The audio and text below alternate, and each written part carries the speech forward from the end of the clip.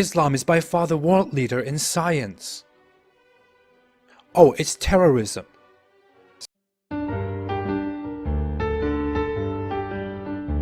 22% of the world population is Muslim. Over 1 in 5 people in the world is a Muslim. Mary Patel Smith Prakash Muhammad. There are around 1.5–1.6 billion Muslims worldwide. When it comes to how many terrorists there are who operate in the name of Islam, it's difficult to find the fact. But let's go with the most generous figures. And let's for a moment overlook the fact that these groups are funded by America and the Zionists anyway. The total force size of ISIS-Daesh has been estimated from tens of thousands to over 200,000. Let's go with 200,000 for the sake of argument. The Taliban, 60,000 according to a 2014 estimate. Al-Qaeda, let's go with 60,000. Al-Shabaab, heck, let's make it 10,000. Boko Haram, around 15,000 according to Amnesty International. All these groups in total will make up around 345,000 members. So that means the percentage of Muslims across the world who are part of these terrorist organizations are, drumroll please, 0.023%.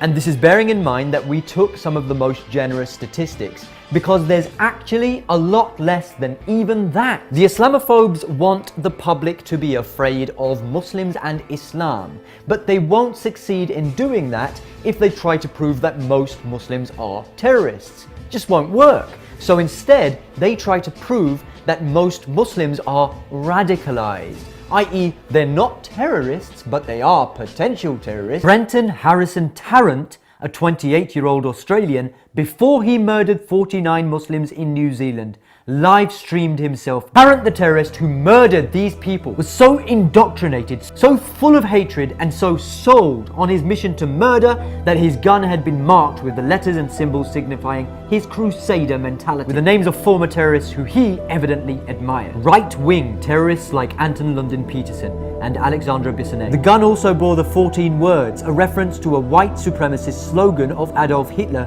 who wrote in Mein Kampf, "We must secure the existence of our people and a future for white children." The slogans were originally coined by white supremacist David Lane, a founding member of the terrorist organization The Order. The New Zealand attack was poignantly reminiscent of the terrorist attack carried out by Anders Berwick, who in 2011 killed over 70 people in Norway. In the UK in 2008, Martin Gillard, a British Nazi sympathizer, was jailed after police found nail bombs, bullets, swords, axes and knives in his flat. Men like David Copeland, as far back as 1999, a neo-Nazi Robert Cottage, a former BNP member, back in 2007. Also in 2008, Nathan Worrell was found guilty of possession of material for terrorist purposes and racially aggravated harassment. In Sweden, in Italy, in Germany, France, the list of right-wing, fundamentalist, extremist, white supremacist terrorists goes on and on. And in America, since 2001, the number of right-wing terrorist activities are overwhelming. Just do a search and you'll find out, because you certainly can't depend on the mainstream media to tell you. The reality is that most terrorist attacks in the USA are carried out by right-wing, white supremacist extremists, the very same people who insist on perpetuating the idea that Muslims are responsible for terrorism. In fact, The Independent reported right-wing extremists were behind nearly twice as many incidents. An analysis by Quartz of the Global Terrorism Database said in 2017, when most attacks in the US were committed by right-wing extremists, out of 65 incidents last year, 37 were tied to racist and xenophobic motivation. In the same period, 7 attacks were linked to Islamic extremists and 11 attacks were inspired by left-leaning ideologies. But the mainstream media and the Islamophobes will have you believe that it's Muslims who are responsible, Muslims are dangerous, Muslims are radicalized. According to The Guardian, terror attacks by Muslims received 357% more media attention. Research by the University of Alabama shows that when a Muslim terrorist carries out an attack, it will receive an average of 105 headlines. But when a non-Muslim carries out an attack, it receives only 15. That means you're 7 times more likely to read about it if a Muslim turns rogue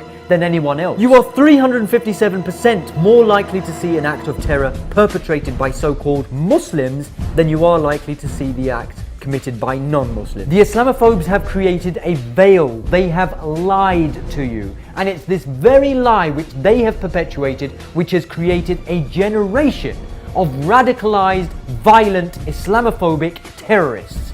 Terrorists do not just pop out of nowhere.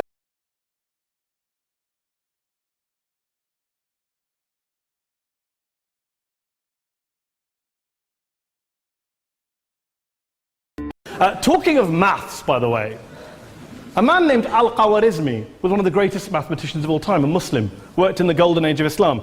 He's the guy who came up with not just algebra, but algorithms. Without algorithms, you wouldn't have laptops. In fact, Daniel David Levering, the author of the Pulitzer Prize-winning historian and author of The Golden Crucible, points out that there would be no Renaissance, there would be no Reformation in Europe without the role played by Ibn Sina and Ibn Rushd and some of the great Muslim theologians, philosophers, scientists in bringing Greek texts to Europe.